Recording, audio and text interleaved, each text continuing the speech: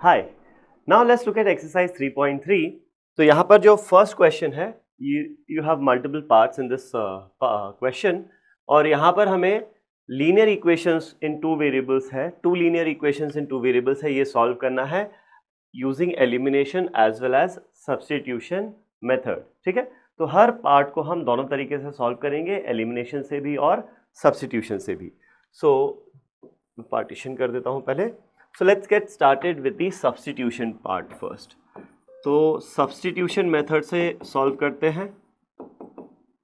substitution method में हम क्या करते हैं, आप इन दोनों इक्वेशन में से कोई भी एक equation low, write one variable in terms of the other variable।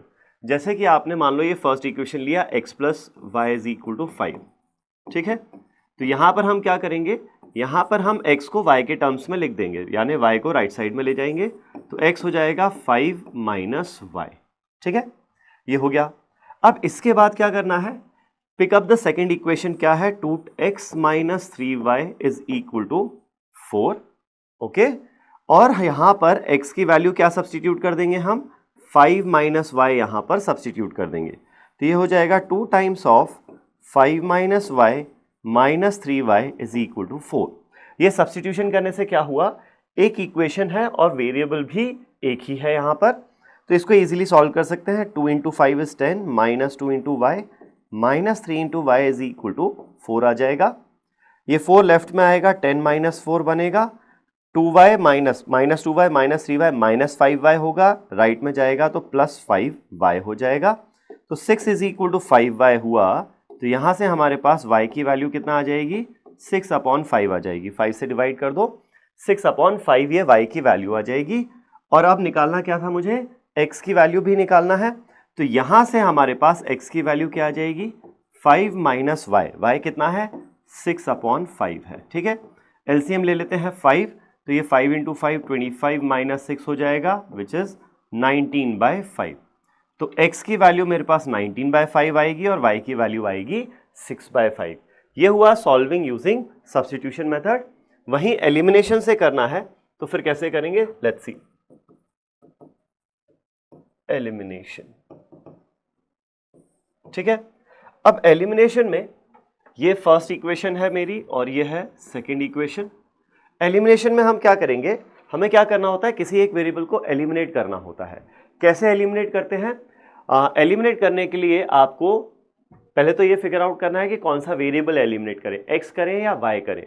Well you can choose x या फिर y, दोनों ही चलेगा। मैं x को एलिमिनेट करता हूं, यहाँ पर दोनों के ही कोएफिशिएंट छोटे हैं, 1 2 है और 1 3 है, तो छोटे ही हैं, किसी को भी एलिमिनेट कर सकते हैं। मैं x को एलिमिनेट करूंगा, तो एलिमिनेट करने के लिए सबसे पहले तो मुझे इनका कोएफिशिएंट जो है वो सेम करना पड़ेगा।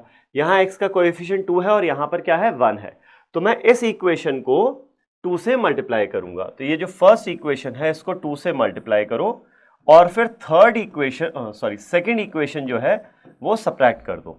तो फर्स्ट इक्वेशन को 2 से मल्टीप्लाई करेंगे तो ये मिलेगा हमारे पास 2x plus 2y is equal to 5 into 2 10, और सेकेंड इक्वेशन क्या थी, 2x minus 3y is equal to 4।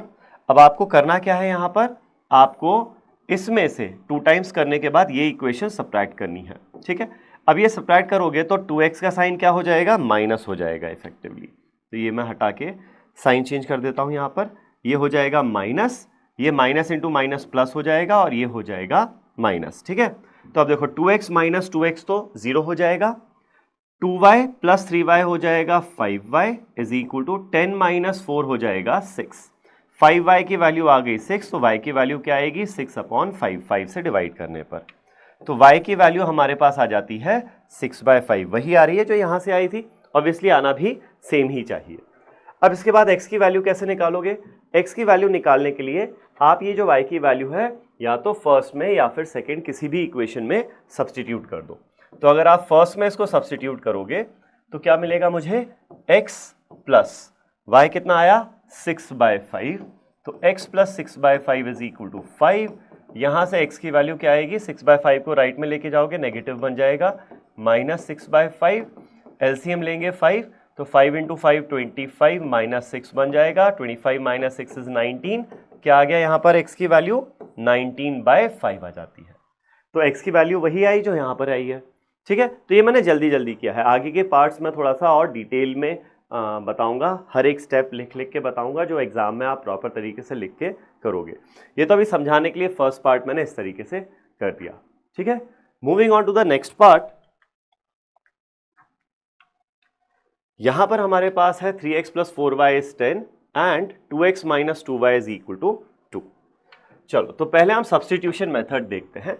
तो let me rewrite these equations. 3x + 4y = 10, इसको मैं फर्स्ट इक्वेशन बोलता हूं, एंड 2x - 2y = 2, इसको बोलता हूं मैं सेकेंड इक्वेशन। ठीक है, now from first equation I can से, क्या कह सकता हूं मैं कि, अच्छा फ्रॉम सेकेंड कर लेते हैं इसको। एक्चुअली सेकेंड इक्वेशन फिर भी ज़्यादा आसान है ना, यहाँ पर 2 का कोएफिशिएंट सेम दिख रहा है सब जगह, 2 2 2, तो सेकेंड उठाते हैं। तो सेकेंड इक्वेशन को मैं 2 से डिवाइड कर दूं, इस पूरी इक्वेशन को 2 से डिवाइड कर दें तो 2x/2 x बचेगा, -2y/2 -y बचेगा, = 2/2 1 बचेगा। ठीक है, अब y को उधर लेके जाते हैं तो x की वैल्यू आ जाएगी 1 + y। Let's call this as the third equation.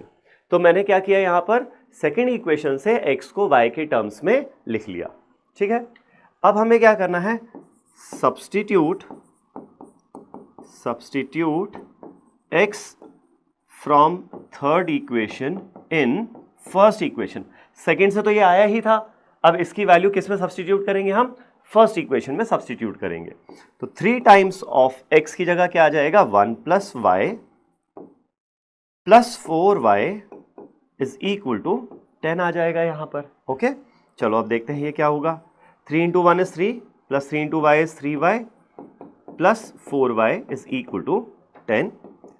अब देखो ये 3 राइट में जाएगा, -3 बन जाएगा, 10 - 3 होगा 7 राइट साइड में, लेफ्ट साइड में 3y + 4y बन जाएगा 7y, एंड 7 से डिवाइड करोगे तो y की वैल्यू क्या आ जाएगी, 1 आ जाएगी। The value of y comes out to be 1। अब y 1 आ गया तो हमें अब दूसरी क्या, x की वैल्यू निकालनी है। x की वैल्यू कैसे निकालोगे, from the third equation. Third में हमने क्या, x को y के टर्म्स में लिखा था ना, तो थर्ड इक्वेशन से x की वैल्यू क्या आएगी, 1 + y जो कि है 1। तो x की वैल्यू क्या आ गई हमारे पास, 2 आ गई। ठीक है, तो these are the values of x and y, 2, 1। x is 2 and therefore x = 2 and y = 1। ठीक है, ये हो गया सब्स्टिट्यूशन मेथड। अब देखते हैं एलिमिनेशन मेथड। एलिमिनेशन में मेरे पास 2 इक्वेशंस हैं, 3x + 4y। एक मिनट, इसको थोड़ा सा मैं साइड में लिख लेता हूं ताकि जगह रहे। 3x + 4y = 10, एक तो ये इक्वेशन है, और दूसरी क्या है, 2x - 2y = 2। ये फर्स्ट इक्वेशन, ये सेकेंड इक्वेशन। अब सबसे पहले क्या करो, यहां पर फर्स्ट इक्वेशन को तो एज इट इज रहने दो, उसमें से ऐड कर दो, क्या ऐड कर दो, 2 टाइम्स ऑफ सेकेंड इक्वेशन। क्यों, एलिमिनेशन मेथड में कोई एक वेरिएबल एलिमिनेट करना होता है, या तो आप x या y किसी को भी एलिमिनेट कर सकते हो। ठीक है, तो मुझे दिख रहा है कि यहाँ पर y का कोएफिशिएंट 4 है और यहाँ पर 2 है, तो इसको मैं इजीली 4 बना सकता हूँ ना, 2 मल्टीप्लाई करके। तो मैं सेकेंड इक्वेशन को 2 से मल्टीप्लाई करूंगा। चलो, तो देखो हो क्या रहा है, फर्स्ट इक्वेशन तो एज इट इज आ जाएगी 3x + 4y = 10, और सेकेंड इक्वेशन को 2 से मल्टीप्लाई करेंगे तो ये हो जाएगा 4x, ये हो जाएगा -4y = ये हो जाएगा 4। ओके, अब देखो होगा क्या, अगर मैं आप सब्ट्रैक्ट करूंगा इन दोनों को, तो क्या 4y -4y, मैं सब्ट्रैक्ट करूंगा तो ये साइन पॉजिटिव बन जाएगा, तो एलिमिनेट तो होगा नहीं, तो मुझे अब ऐड करना पड़ेगा। तो मैं इन दोनों इक्वेशंस को ऐड करूंगा, तो 3x + 4x हो जाएगा 7x, 4y - 4y cancel out हो जाएगा, = 10 + 4 हो जाएगा 14 यहां पर। ठीक है, अब 7 से डिवाइड कर दो तो x की वैल्यू क्या आ गई, 2 आ जाती है। x की वैल्यू 2 आ गई है। अब यहां पर y की वैल्यू कैसे निकलेगी, सिंपल है, फ्रॉम इक्वेशन 1। आप सेकेंड से भी ले सकते हो, मैंने 1 से ले लिया, तो यहां से मैं बोलूंगा 3 टाइम्स ऑफ x जो कि है 2, तो 3 times of 2 + 4 times of y = 10। 3 × 2 6 होगा, 6 इधर जाएगा, सब्ट्रैक्ट होगा, 10 - 6 4 बन जाएगा, तो 4y = 4, 4 से डिवाइड कर दो, y की वैल्यू आ जाएगी 1 यहां पर। ठीक है, तो value of y comes out to be 1। तो देखो यहां पर सोल्यूशन क्या हो गया, therefore x = 2 and y is equal to 1। ये सोल्यूशन आ रहा है और यहां पर भी यही सोल्यूशन आया था, तो ऑब्वियसली सोल्यूशन सेम ही आना चाहिए क्योंकि हम सेम ही दो इक्वेशंस को सॉल्व कर रहे हैं। ठीक, आगे बढ़ते हैं थर्ड पार्ट पर। Okay, again will solve using both the method substitution and elimination. तो यहाँ पर कौन सी इक्वेशन पहले चूज करें?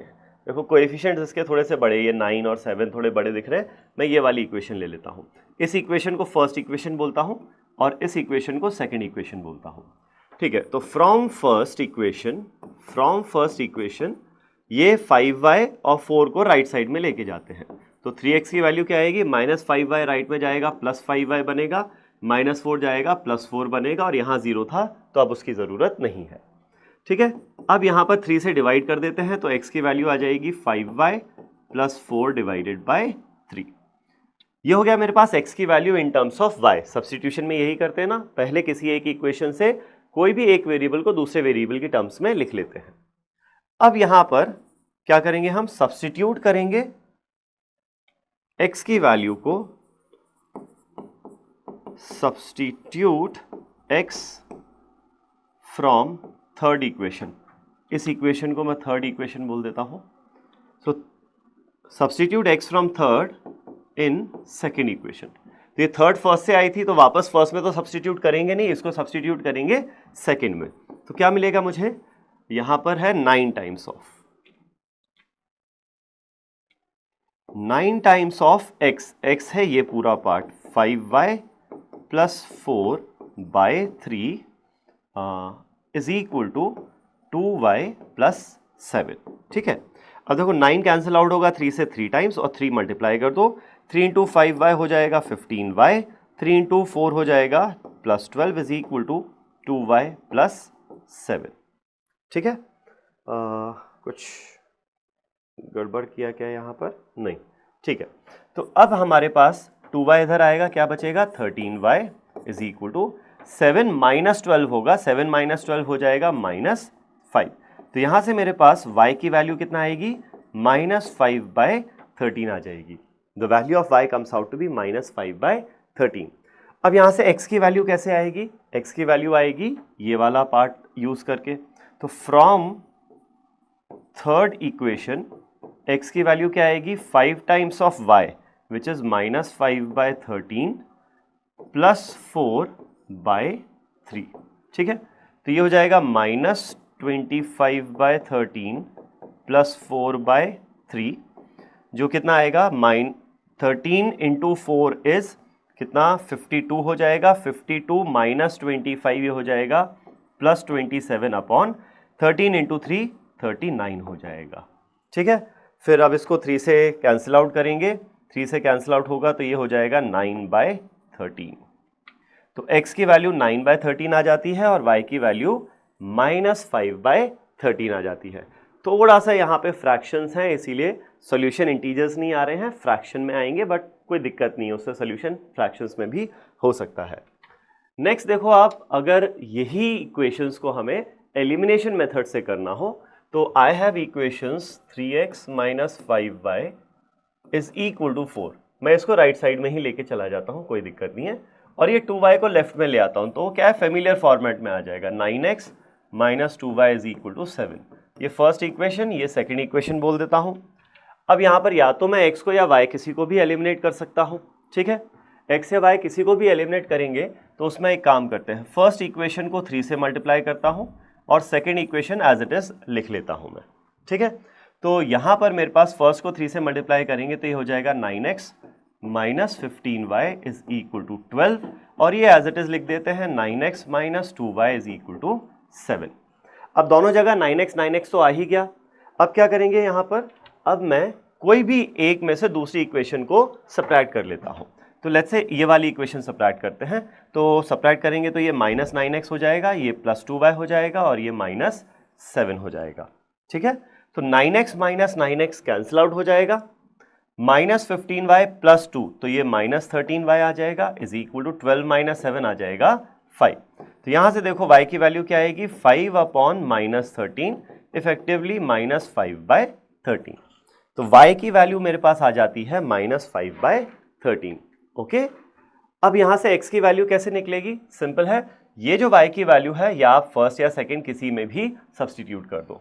तो मैं फर्स्ट इक्वेशन में सब्सटीट्यूट करता हूं।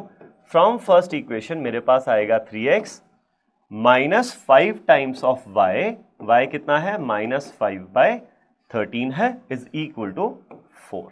चलो अब इसको सिंप्लीफाई करते हैं। 3x ये हो जाएगा minus minus plus 25/13 is equal to 4। तो ये हो जाएगा 3x is equal to 4 minus 25/13। 13 into 4 होगा 52, 52 माइनस 25 इज 27/13 जो 3x के बराबर है। 3 से 3 कैंसिल आउट होगा और 27 कैंसिल आउट होगा 9 टाइम्स, तो x की वैल्यू आ जाएगी 9/13। x की वैल्यू 9/13 आ रही है, जो यहां से भी सेम ही आई थी। तो x 9/13 होगा और y की वैल्यू -5/13 हो जाएगी। ठीक है, ये हो गया हमारा थर्ड पार्ट। अब चलते हैं फोर्थ पार्ट पर। तो यहां हमें दिया है x/2 plus 2y/3 is -1 and x is equal to -y/3 is equal to 3। अब यहां पर कोएफिशिएंट्स क्या है? फ्रैक्शंस में है। जब कोएफिशिएंट्स फ्रैक्शन में होना तो पहले आप इन इक्वेशंस को सिंप्लीफाई कर लो, उसके बाद या तो सब्स्टिट्यूशन या एलिमिनेशन किसी भी तरीके से सॉल्व कर लेना। सिंप्लीफाई करने के लिए देखो क्या करेंगे, ये जो पहली इक्वेशन है इसको सिंप्लीफाई कैसे करेंगे? डिनोमिनेटर 2 और 3 दिख रहा है, तो 2 और 3 का एलसीएम 6 होता है, 6 से मल्टीप्लाई कर दो इस पूरी इक्वेशन को। तो इस पूरी इक्वेशन को 6 से मल्टीप्लाई करेंगे तो 6 इंटू x/2 हो जाएगा 3x प्लस 6 इंटू 2y भी 6/3 2 होगा, 2 इंटू 2y 4y हो जाएगा is equal to 6 into -1 is -6। इसको मैं फर्स्ट इक्वेशन मान लेता हूं और इसको सिंप्लीफाई करने के लिए देखो डिनोमिनेटर 3 दिख रहा है यहाँ पर, इसका डिनोमिनेटर तो 1 है तो वो तो कोई दिक्कत नहीं है, इसका डिनोमिनेटर 3 है तो 3 से मल्टीप्लाई कर देते हैं पूरी इक्वेशन को। तो ये बन जाएगा 3 into x 3x minus y into 3, तो 3 कैंसिल आउट होकर -y हो जाएगा इज इक्वल टू 3 इंटू 3 9। ये हो जाएगा सेकेंड इक्वेशन। ठीक है, अब इन दोनों इक्वेशंस को या तो सब्स्टिट्यूशन से या एलिमिनेशन से सॉल्व करते हैं। तो पहले सब्स्टिट्यूशन मेथड से सॉल्व करते हैं।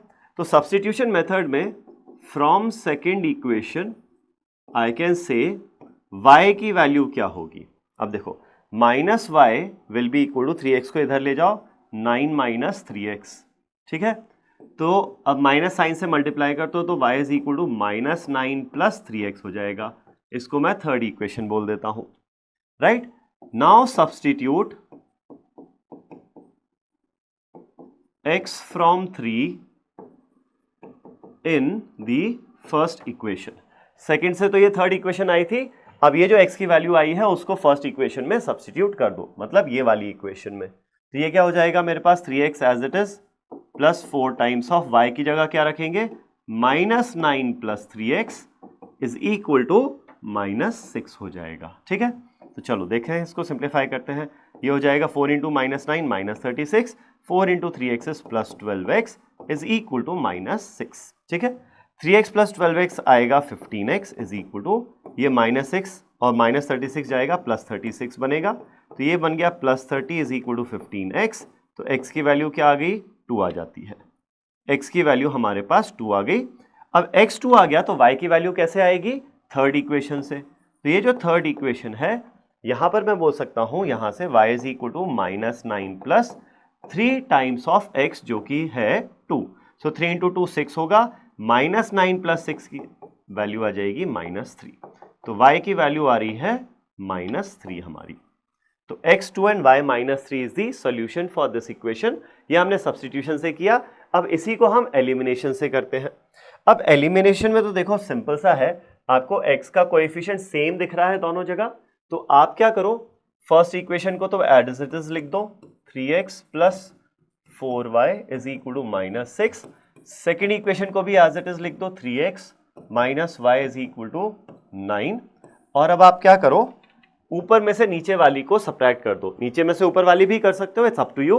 तो ऊपर में से नीचे वाली सब्ट्रैक्ट कर दो, साइन चेंजेस होंगे, माइनस प्लस माइनस हो जाएगा। तो हमारे पास आएगा यहाँ पर 3x minus 3x 0, 4y plus 4y plus y is 5y, और ये -6 -9 हो जाएगा -15। 5 से डिवाइड करोगे तो y की वैल्यू आ गई -3।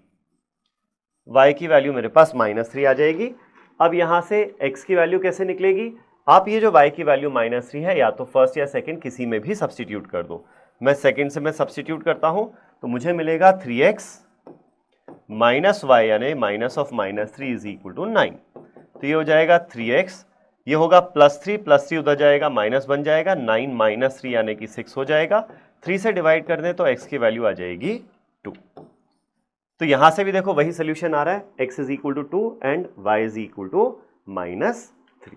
ठीक है, तो ये हो जाता है हमारा फर्स्ट क्वेश्चन। 4 पार्ट्स थे इसके, हमने इसको हर पार्ट को सब्स्टिट्यूशन और एलिमिनेशन दोनों तरीके से करके देखा है। अब हम चलते हैं सेकंड क्वेश्चन पर। तो सेकंड क्वेश्चन में आपके 5 पार्ट्स हैं, कुछ वर्ड प्रॉब्लम्स दिए हैं, उनसे पहले हमें तो इक्वेशंस बनानी है और फिर उन इक्वेशंस को सॉल्व करना है। चलो देखते हैं कैसा है। तो यहां पर हमें दिया है form the pair of linear equations in the following problems and find their solutions if they exist. तो हमें चेक भी करना पड़ेगा पहले कि सॉल्यूशन एग्जिस्ट करते हैं या नहीं है, बाय द एलिमिनेशन मेथड। तो सॉल्व कैसे करना है, एलिमिनेशन मेथड से हमें इन्हें सॉल्व करना है। चलो देखते हैं। If we add 1 to the numerator and subtract 1 from the denominator, a fraction reduces to 1, it becomes 1/2 if we only add 1 to the denominator. What is the fraction? Fraction क्या है ये हमें पता करना है। तो हम बोलते हैं let the numerator of fraction, भाई फ्रैक्शन क्या होता है, numerator upon denominator. So let the numerator be n and let the denominator be d। ठीक है, देयरफॉर हमारा ये जो फ्रैक्शन है ना, ये फ्रैक्शन क्या होगा, फ्रैक्शन होगा n/d, ये है। अब यहां पर सबसे पहले क्या दिया हुआ है आपको, सबसे पहले दिया है कि अगर न्यूमरेटर में 1 ऐड करें और सब्ट्रैक्ट करें 1 डिनोमिनेटर में से, तो फ्रैक्शन कितना बन जाएगा, 1 बन जाएगा। तो देयरफॉर न्यूमरेटर में 1 ऐड करेंगे तो n+1 बन जाएगा और सब्ट्रैक्ट 1 करें डिनोमिनेटर में से तो वो बन जाएगा d-1। तो अब जो नया फ्रैक्शन आएगा, the new numerator upon new denominator, ये फ्रैक्शन क्या है, 1 के बराबर है। 1 है मतलब द फ्रैक्शन रिड्यूसेस टू 1, 1 है मतलब 1/1 हो जाएगा इफेक्टिवली।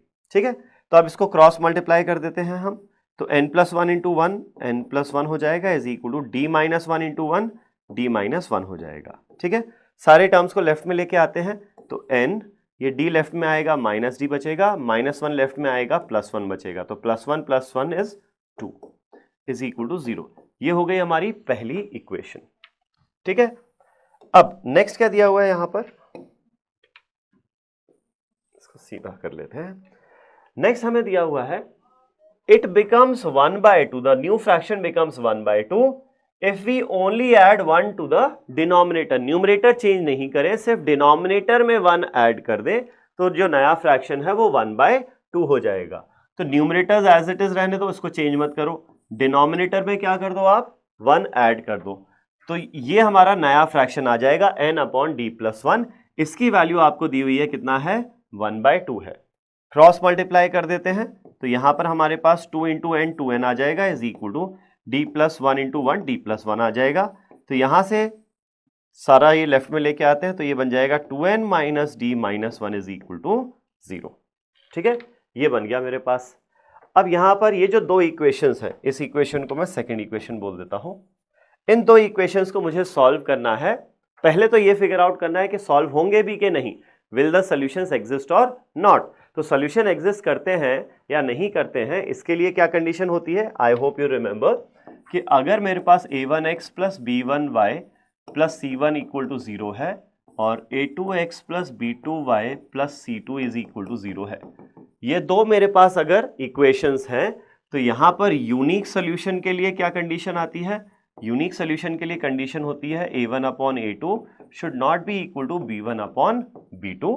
और इनफाइनाइट सॉल्यूशंस के लिए क्या कंडीशन होती है, वो होती है a1/a2 is equal to b1/b2 is equal to c1/c2। इन दोनों में से कोई कंडीशन होनी चाहिए तभी सॉल्यूशन निकलेगा। अगर पैरेलल लाइंस होंगी, मतलब नो सॉल्यूशन होगा, तो नो सॉल्यूशन के लिए कंडीशन क्या होती थी, a1/a2 is equal to b1/b2 which is not equal to c1/c2। बस ये वाला कंडीशन नहीं होना चाहिए, इसके अलावा बाकी ये दोनों चलेंगे सॉल्यूशन एग्जिस्ट करने के लिए। ठीक है, चलो तो यहां पर मैं a1/a2 देखता हूं सबसे पहले। तो यहां n का कोएफिशिएंट 1 है और यहां 2 है, तो a1/a2 कितना है 1/2। b1/b2 चेक करें, d का कोएफिशिएंट -1 है और यहां पर -1 है, तो -1/-1 हो जाएगा 1। अब आप अगर चेक करो यहां पर a1/a2 1/2 है और ये है 1, ये दोनों बराबर नहीं है, बराबर नहीं है, तो सोल्यूशन एग्जिस्ट करेगा। और सोल्यूशन एग्जिस्ट करेगा तो अब हम इसको सॉल्व करेंगे। कैसे सॉल्व करेंगे? एलिमिनेशन मेथड से सॉल्व करेंगे। ठीक है, तो एक मेरे पास इक्वेशन है n - d + 2 = 0, let's call this is the first equation. और दूसरी है 2n - d - 1, 2n - d - 1 = 0। ठीक है, अब देखो d का कोएफिशिएंट दोनों जगह ऑलरेडी बराबर है -1 -1, तो मैं क्या करता हूं, नीचे में से ऊपर वाली सब्ट्रैक्ट कर देता हूं। आप कैसा भी कर सकते हो, ऊपर में से नीचे वाली भी कर सकते हो, वो भी चलेगा। मैं नीचे में से ऊपर वाली सब्ट्रैक्ट कर रहा हूं, तो ऊपर वाली इक्वेशंस के साइन चेंज हो जाएंगे। ठीक है, तो 2n - 2n ये बचेगा n, -d + d cancel out हो जाएगा, -1 - 2 ये हो जाएगा -3 = 0। तो यहां से मेरे पास n की वैल्यू कितना आ जाएगी? 3 आ जाएगी। The value of n comes out to be 3 here.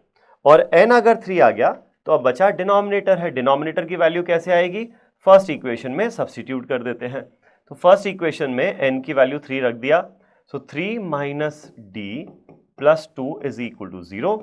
So d को राइट साइड में ले जाओ तो +d हो जाएगा और 3 + 2 हो जाएगा 5। तो डिनोमिनेटर कितना आ गया? 5 आ गया, न्यूमरेटर आ गया 3। तो जो ओरिजिनल फ्रैक्शन है, what is the original fraction? The original fraction is n/d यानी कि 3/2। This is your answer. तो पूछा है what is the fraction? The fraction is 3/2। ये फ्रैक्शन हो जाएगा। ठीक है, तो हमने क्या किया, एक इक्वेशन बनाई based on the information given, एक और इंफॉर्मेशन बनाई based on the given information. इन दोनों इक्वेशंस को पहले चेक किया कि सॉल्यूशन एग्जिस्ट करेगा या नहीं। सॉल्यूशन एग्जिस्ट करता है तो फिर हमने इसको सॉल्व किया यूजिंग एलिमिनेशन मेथड। ठीक है, सेकंड पार्ट पर चलते हैं। क्या यहां पर 5 years ago Noori was thrice as old as Sonu. 10 years later Noori will be twice as old as Sonu. How old are Noori and Sonu? तो यहां पर नूरी और सोनू की कब की एज पूछ रहे हैं? प्रेजेंट एज पूछ रहे हैं। ठीक है, तो मैं एक काम, अब इसको आप दो तरीके से क्वेश्चन सॉल्व कर सकते हो। या तो प्रेजेंट एज आप मान लो नूरी सोनी की कुछ है, या 5 साल पहले की मान लो, या फिर 10 साल बाद की मानो। तो मैं क्या करता हूं, मैं प्रेजेंट एज मानता हूं, वही कैलकुलेट करना है, तो I will assume present age only. ठीक है, तो let present age of Noori be n and the present age of Sonu be s। ये प्रेजेंट एजेस हमने मान ली है। नाउ बेस्ड ऑन क्वेश्चन, मैं इसको पार्टीशन कर देता हूं क्योंकि थोड़ा सा सॉल्व करना पड़ेगा यहां।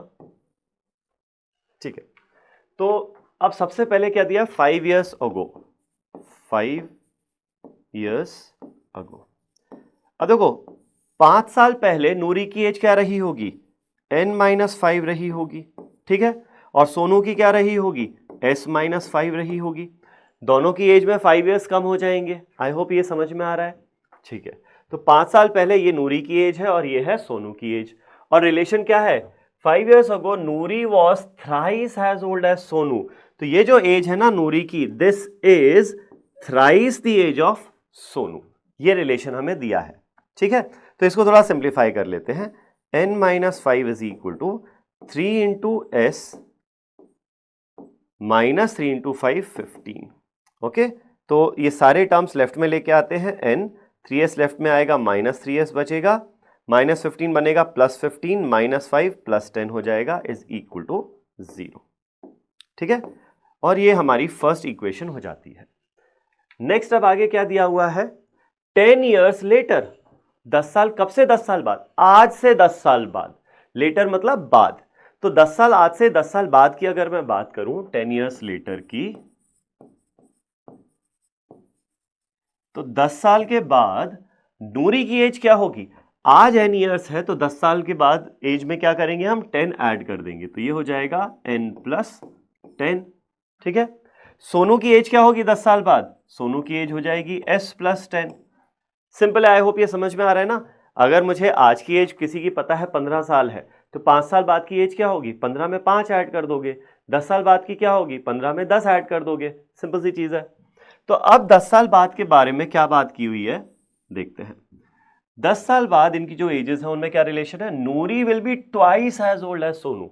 10 साल बाद जो नूरी की एज है, Noori's age is twice the age of Sonu, ये रिलेशन बनेगा। अब यहां पे जनरली कुछ ये कंफ्यूजन हो सकता है कि नूरी की age is twice of Sonu, तो ये समझ में आ रहा है नूरी बड़ी है, सोनू छोटा है। ठीक है, अब इसमें कई बार ये गलती हो सकती है कि आप इसमें 2 मल्टीप्लाई कर दो नूरी की एज में। नहीं, नूरी की एज ज्यादा है, सोनू की कम है। अब बड़ी एज में तुम उसको भी डबल कर दोगे तो क्या ये दोनों एजेस बराबर होंगी? नहीं होंगी। बराबर करने के लिए जो 2 का फैक्टर है वो किसमें मल्टीप्लाई होगा? जिसकी एज छोटी है, तभी तो इक्वेशन बनेगी। इक्वेशन में क्या करते हैं हम? चीजों को बराबर करते हैं, तो जिसकी एज छोटी है उसकी एज में मल्टीप्लाई करेंगे तब वो बराबर आएगा। ठीक है, इसको सॉल्व करते हैं। n plus 10 is equal to 2 into s plus 2 into 10, 20 हो जाएगा।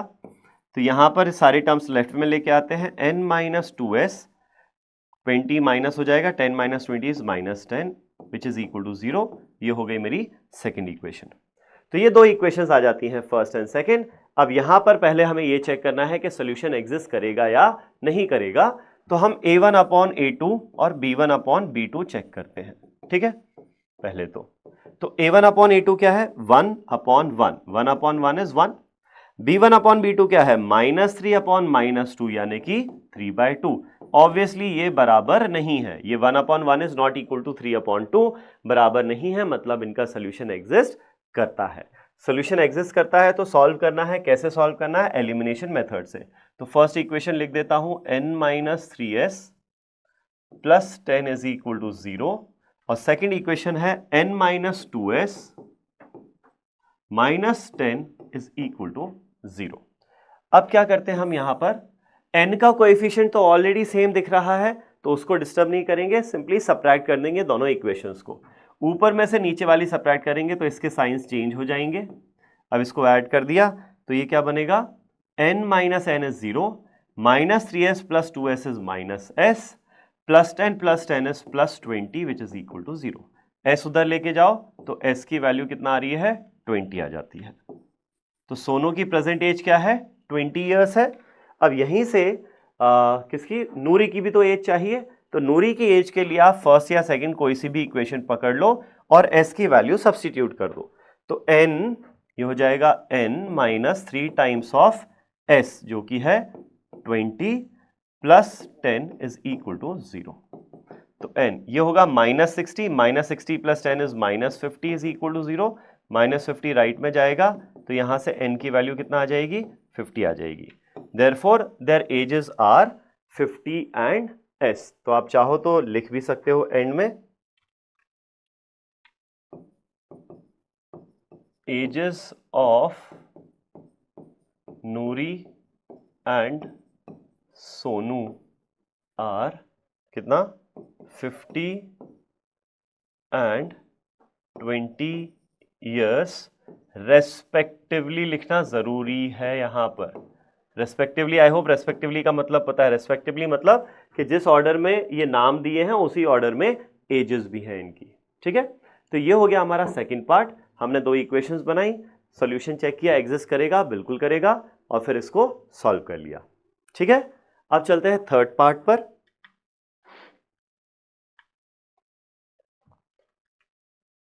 फाइन, यहां में दिया हुआ है sum of the digits of a 2 digit number is 9, also 9 times this number is twice the number obtained by reversing the digits. ठीक है, तो let the number be X Y. अब एक्स वाई से क्या समझ में आता है? तो यहां से ये समझ में आता है y इज यूनिट्स डिजिट, ठीक है, and x is what? x is tens digit. ये हमें समझ में आता है। तो सबसे पहली चीज आपको क्या बोली हुई है?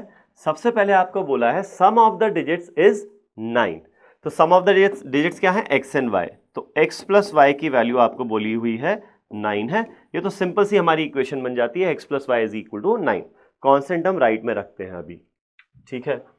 और आगे फिर एक और चीज क्या बोली हुई है, नेक्स्ट ये बोला है 9 times this number, 9 times this number x y, ये ऑब्वियसली x इंटू वाई नहीं है, ये तो सिर्फ एक नंबर का रिप्रेजेंटेशन है। 9 टाइम्स द नंबर इज मतलब is equal to twice, 2 times of what, number obtained by reversing the order. तो xy का ऑर्डर रिवर्स करोगे तो ये क्या बन जाएगा, yx बन जाएगा, ठीक है। 9 times the number is 2 times it's reverse, ठीक है। तो इसको पहले सिंप्लीफाई करना पड़ेगा। 9 टाइम्स सिंप्लीफाई कैसे करते हैं, ये जो नंबर है इसका एक्सपैंडेड फॉर्म लिखते हैं, तो वो क्या होगा 10 इंटू एक्स प्लस वाई। कैसे आता है ये, unit digit into 1 plus 10 digit into 10 से आता है, is equal to 2 times of, अब ये भी 2 डिजिट नंबर है तो इसका एक्सपैंडेड फॉर्म क्या होगा, यूनिट डिजिट इंटू 1 तो x into 1x plus 10 digit into 10 तो y इंटू 10 10y हो जाएगा, ठीक है। होप ये समझ में आ रहा है। तो अब इसको सिंप्लीफाई करते हैं, 9 into 10x is 90x plus 9y is equal to 2 into 10 20y plus 2x। सारे टर्म्स लेफ्ट में लेके आते हैं, तो 90x माइनस 2x हो जाएगा 88x, 9y माइनस 20y हो जाएगा minus 11, y is equal to 0। 11 से कैंसिल आउट हो जाएगा, ये दोनों जो टर्म्स हैं 88 और 11 जो कोएफिशिएंट्स हैं वो 11 से डिविजिबल हैं, तो dividing by 11 we get 88 by 11 is 8x minus 11 upon 11 is 1, तो ये y बचेगा इज इक्वल टू 0। इसको हम बोलते हैं सेकंड इक्वेशन, ठीक है। अब यहां पर पहले तो ये फिगर आउट करना है कि क्या ये दो इक्वेशंस जो हैं इनका सॉल्यूशन एग्जिस्ट करेगा या नहीं करेगा, तो वो यहां चेक कर लेते हैं। a1 अपॉन a2 कितना है, 1 अपॉन 8 है। b1 अपॉन b2 कितना है, 1 अपॉन -1 यानी कि -1 है। एंड ऑब्वियसली ये दोनों बराबर नहीं है, 1/8 -1 के बराबर नहीं है। तो अब इसको हम सॉल्व करते हैं। सॉल्व करने के लिए दोनों इक्वेशंस को लिख लेता हूं मैं, x plus y is equal to 9 और दूसरा क्या है 8x minus y is equal to 0। अब इसको सब्स्टिट्यूशन से सॉल्व करना ज्यादा आसान होता, बट ठीक है मैं एलिमिनेशन से भी कर ही सकता हूं। क्या करेंगे, अब y का कोएफिशिएंट यहां +1 दिख रहा है और यहां पर -1 दिख रहा है, तो न्यूमेरिक वैल्यू तो सेम है 1, साइन अलग अलग है, तो सिंपली क्या करो ऐड कर दो दोनों इक्वेशंस को, सब्ट्रैक्ट नहीं करो ऐड कर दो। तो x प्लस 8x कितना हो जाएगा, 9x हो जाएगा, y minus y cancel out हो जाएगा इज इक्वल टू 9 प्लस 0 9 हो जाएगा, 9 से डिवाइड कर देते हैं तो x की वैल्यू यहां पर हमारे पास 1 आ जाएगी, ठीक है। x की वैल्यू 1 आ गई। अब क्या करेंगे आगे, सिंपल है, ये जो हमारी सेकंड इक्वेशन थी ना, यहां से हम y की वैल्यू निकाल सकते हैं। तो 8 इंटू 1, x की वैल्यू 1 सब्सटीट्यूट कर दो, 8 into 1 minus y is equal to 0, y उधर ले जाओ, 8 इंटू 1 8 होता है इज इक्वल टू वाई, ठीक है। तो ये हो गया हमारा y यानी कि यूनिट डिजिट। तो जो नंबर है हमारा, फाइंड दी नंबर पूछा है, नंबर क्या है xy, ये था ना नंबर xy, तो नंबर क्या हो गया, x है 1 और x है 1, y है 8, तो ये नंबर आ जाएगा 1 8 18। Therefore the number is 18, ठीक है। सिंपल सा ये क्वेश्चन है यहां पर। चलो अब आगे चलते हैं फोर्थ पार्ट पर। यहां हमें दिया है Meena went to a bank to withdraw 2000. She asked the cashier to give her 50 rupees and 100 rupee notes only. Meena got 25 notes in all. Find how many notes of 50 and 100 she received. ठीक है, तो simple है, let the number of notes of rupees 50 is x and rupees 100 is y। 50 रुपए के उसको x notes मिले हैं और 100 रुपए के उसे y नोट्स मिले हैं। अब क्वेश्चन बोलता है उसे टोटल कितने नोट्स मिले हैं, 25 नोट्स, तो इन दोनों का जो सम है वो 25 होना चाहिए। x प्लस वाई की वैल्यू 25 आ जाएगी, इसको मैं फर्स्ट इक्वेशन बोलता हूं, राइट। सिंपल था ना ये वाला पार्ट। तो total number of notes is 25 rupees.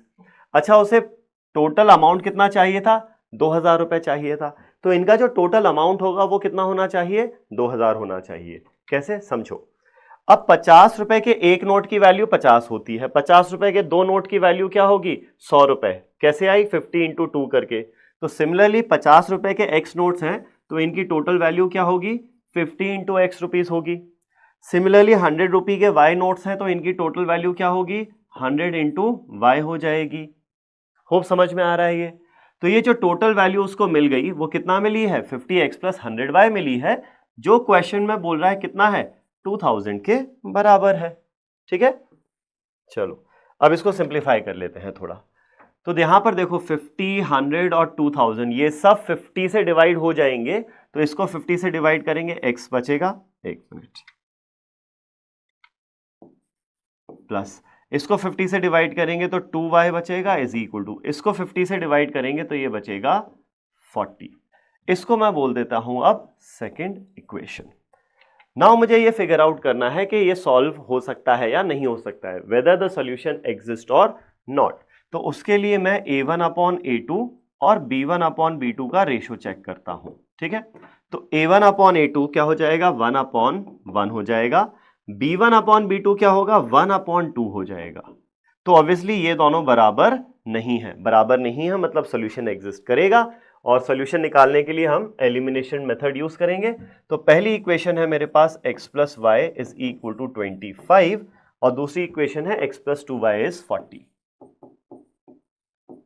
तो यहां पर हमें दिख रहा है कि x का जो कोएफिशिएंट है वो सेम है, तो एलिमिनेट कैसे होगा? x सब्ट्रैक्ट कर देंगे दोनों इक्वेशन को। ठीक है, तो पहली ये दूसरी में से ऊपर वाली सब्ट्रैक्ट करता हूं तो इसके साइन चेंज हो जाएंगे, माइनस माइनस माइनस होगा।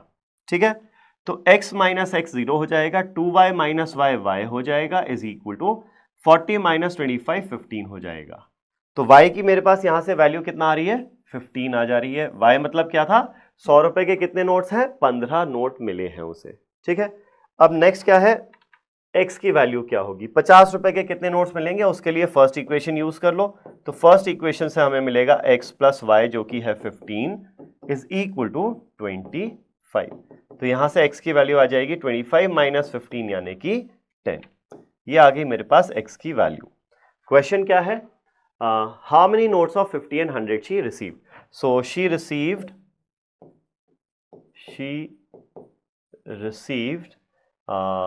10 and 15 notes of rupees। 10 notes कितने हैं? 50 रुपए के, और 50 एंड रुपीज 100 रेस्पेक्टिवली। 50 रुपए के 10 नोट हैं और 100 रुपए के 15 नोट हैं। ठीक है, तो ये हो गया हमारा फोर्थ पार्ट इस क्वेश्चन का। अब चलते हैं लास्ट पार्ट पर। यहां क्या दिया हुआ है हमें लास्ट पार्ट में? A lending library has a fixed charge for the first 3 days and an additional charge for each day thereafter। तो एक लाइब्रेरी से अगर आप बुक इशू कराते हो या बुक इशू कराते हो तो पहले 3 दिन का तो फिक्स चार्ज है, मतलब आप 1 दिन के लिए बुक इशू कराओ, 2 दिन के लिए कराओ या 3 दिन के लिए कराओ, आपको उतना फिक्स्ड अमाउंट देना ही पड़ेगा। ठीक है, लेकिन अगर आप 3 दिन से ज्यादा के लिए इशू करते हो तो फिर क्या होगा? कुछ एडिशनल चार्ज लगेगा for each day thereafter. 3 दिन के बाद हर दिन के लिए एडिशनल चार्ज लगता रहेगा। इसको ऐसा समझो, मान लो कि फर्स्ट 3 डेज का, before we solve the question पहले समझ लो कि एग्जैक्टली हो क्या रहा है। मान लो फर्स्ट 3 डेज का कुछ 10 रुपए चार्ज है टोटल, और उसके बाद हर एडिशनल डे के लिए आपको 2 रुपए एक्स्ट्रा देने पड़ेंगे। ठीक है, तो अगर मैंने 5 दिन के लिए बुक इशू कराई है तो मुझे टोटल कितना पेमेंट करना पड़ेगा? पहले 3 दिन के लिए तो 10 रुपए देने पड़ेंगे। ठीक है, फिर 2 रुपए के हिसाब से 2 दिन और लग गए, 5 में से 3 दिन तो हटा दो, 2 दिन एक्स्ट्रा हुए, तो 2 दिन के 2-2 रुपए के हिसाब से और 4 रुपए एक्स्ट्रा देने पड़ेंगे। तो टोटल कितना देना पड़ेगा? 14 रुपीज देना पड़ेगा। होप समझ में आ रहा है? अगर आपको 9 डेज के लिए बुक इशू करानी है तो कितना आपको चार्ज देना पड़ेगा? पहले 3 दिन का तो 10 रुपए फिक्स है, अब 3 दिन हटा दो इसमें से, तो एडिशनल डेज कितने इशू कराए हमने? 6 दिन के लिए। तो भाई 2 रुपए देने हैं 6 दिन तक, तो कितने और एक्स्ट्रा देने पड़ेंगे? 12 रुपए। तो ये टोटल कितना हो जाएगा, 22 रुपीज का चार्ज हो जाएगा। ठीक है, इस तरीके से हम टोटल चार्ज निकाल सकते हैं। ओके फाइन, तो चलो देखते हैं। Now Sarita paid 27 for a book kept for 7 days while Suzy paid 21 for the book she kept for 5 days. Find the fixed charge and the charge for each extra day. तो यहां पर मैं ये assume कर लेता हूं कि fixed charge जो है वो है F रुपीज फॉर 3 days, ये 3 दिन का है। ठीक है, अब जो एडिशनल चार्ज है, एडिशनल चार्ज जो है उसको मैं A रुपीज मान लेता हूं पर डे के हिसाब से। फाइन, अब पहले हम बात करते हैं सरिता की। सरिता ने कितने दिन के लिए बुक इशू कराई है? सरिता ने इशू कराई है 7 days के लिए, और इन 7 days के लिए चार्ज कितना दिया उसने? 27 दिन दिया है, 27 रुपए। तो actually before I look for Sarita, यहां पर जनरल निकाल लेते हैं। For n days, for n days charge कितना होगा? चार्ज विल बी कितना होगा देखते हैं। So the charge is equal to F rupees तो फिक्स देना ही देना है, F रुपीज तो आपको 3 दिन का फिक्स देना ही देना है। इन 3 दिन के अलावा एक्स्ट्रा कितने डेज होंगे? देखो टोटल n डेज में से 3 दिन हटा दो तो एक्स्ट्रा डेज कितने हुए? n-3 एक्स्ट्रा डेज हुए, और हर दिन के हिसाब से मुझे A रुपीज का चार्ज देना है, तो एक्स्ट्रा चार्ज कितना देना होगा? इंटू A, ये भी देना है और ये भी देना है, तो ये हो गया मेरा general charge for n days. ठीक है, मैं जानबूझ के ऐसे समझा रहा हूं, मैं डायरेक्टली इक्वेशन बनवा सकता था सरिता के लिए और सूजी के लिए, बट आपको क्या हो रहा है वो जनरल तरीके से भी समझ में आना चाहिए। तो ये हम कर रहे हैं यहां पर क्या कि हमने n डेज के लिए जनरल इक्वेशन बना ली कि total charge for n days will be fix charge plus n-3 into A। अब आ जाते हैं सरिता पर। तो सरिता ने देखो टोटल चार्ज कितना दिया है? 27 रुपए। तो ये जो टोटल चार्ज है वो 27 हो जाएगा, which is equal to fix charge F plus कितने दिन के लिए इशू किया था? 7 डेज के लिए। तो 7 में से 3 दिन का तो फिक्स चार्ज हो गया, एक्स्ट्रा डेज कितने होंगे? 7-3, यानी 4 दिन एक्स्ट्रा होंगे, और हर दिन के A रुपीज उसे एक्स्ट्रा देने पड़ेंगे। तो ये हो गई मेरी first equation for Sarita. Next हम देखते हैं फॉर सूजी। सूजी ने कितना चार्ज दिया है? 21 रुपए का चार्ज दिया है, यानी 21 रुपए लगे हैं सूजी के। कितने दिन के लिए? 5 दिन के लिए। तो पहले दिन के लिए तो F रुपीज लगेगा। अब पहले 3 दिन के लिए 5 में से 3 दिन हो गए, तो बचे कितने एक्स्ट्रा? 2 दिन। तो हर दिन के लिए A रुपीज चार्ज और लगेगा। तो ये हो जाती है हमारी सेकेंड इक्वेशन। ठीक है, अब हमें फिगर आउट ये करना है कि what is the fix charge and what is the charge for each day. तो बेसिकली F और A की वैल्यू निकालनी है।